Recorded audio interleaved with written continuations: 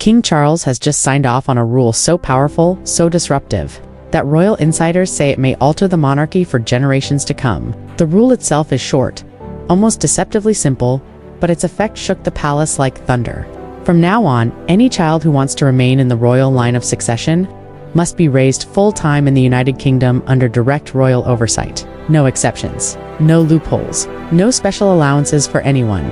And the moment those words were read aloud in the palace briefing room, everyone understood exactly who stood at the center of this storm. Archie and Lilibet, Harry and Meghan's children, two young royals born not in palace corridors or royal estates, but thousands of miles away in California, far outside the reach of royal structure, royal duty, or royal supervision. They have never attended royal ceremonies, never lived under the monarch's system, never been part of the daily life that defines every other member of the bloodline. And with this new rule, they were instantly placed on the outside. Inside Buckingham Palace, whispers began to spread.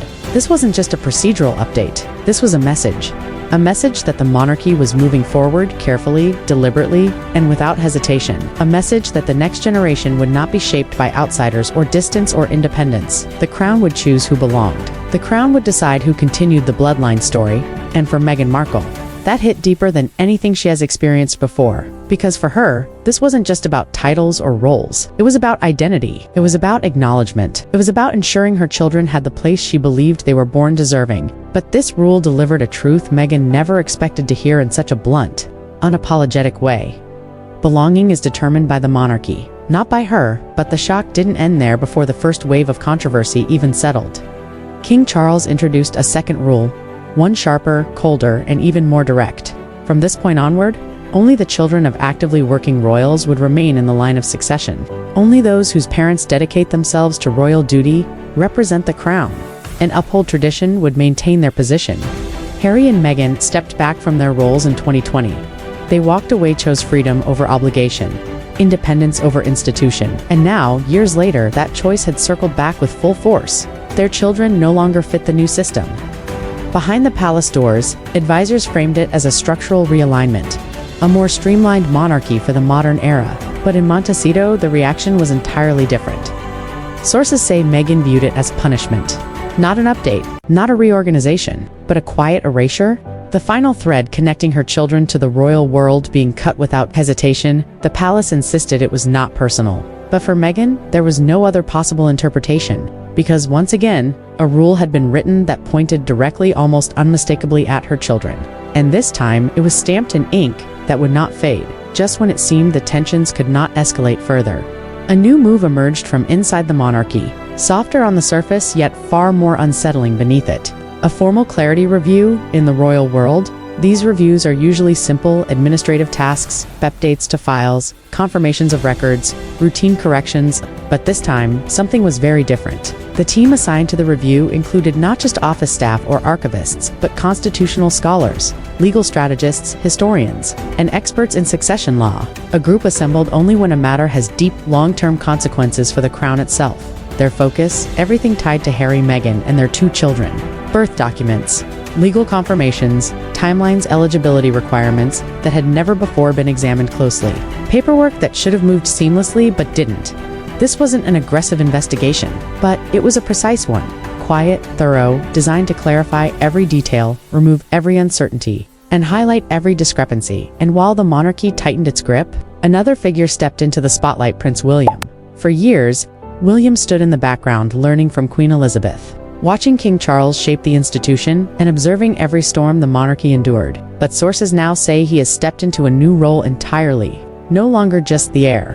No longer the calm presence in the shadows. William is becoming the protector of the crown. Those close to the palace say he has no patience left for instability, controversy, or anything that threatens the future he is destined to lead. After years of interviews, accusations, and public tension involving Harry and Meghan, William's tolerance has worn thin, and he has become firm, decisive, and, when necessary, unapologetically strict. Insiders say William is fully prepared to support the removal of titles, if it safeguards the monarchy's long-term stability. One advisor described it brutally: William will cut off a limb to save the body. To him, this isn't revenge, it's duty. Where Harry stepped back, William stepped forward.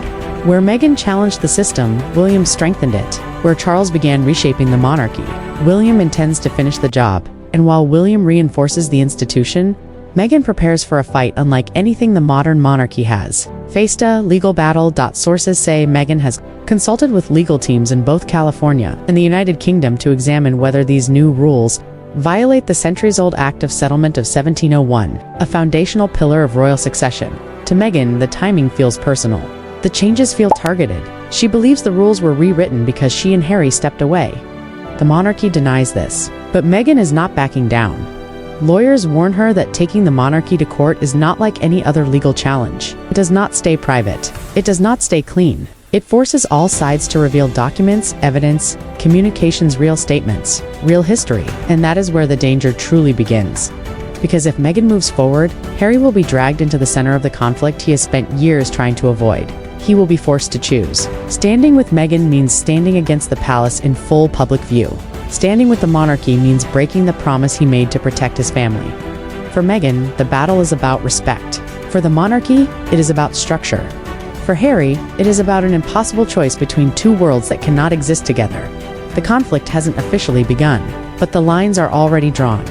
On one side, the monarchy is restructuring itself, rewritten, titles reconsidered, succession adjusted, clarity reviews digging quietly through the past. Charles is no longer flexible. William is no longer patient. The palace walls are closing tight. On the other side stands Meghan, angry, determined, and ready to fight for her children's place in the royal future. She believes they rightfully deserve. To her, the rule changes are an erasure. The review is an intrusion, and the distance between California and London grows wider every day.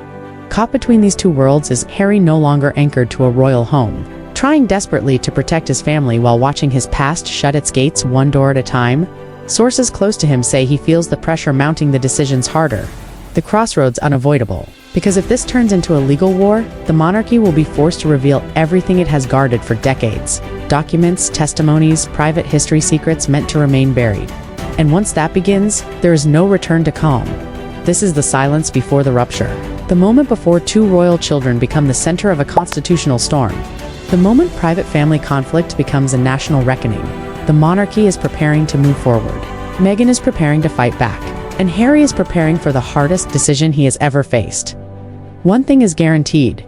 What happens next will not be quiet. It will not be soft. And it will permanently reshape the royal family, because this is not the end of the story. This is the spark.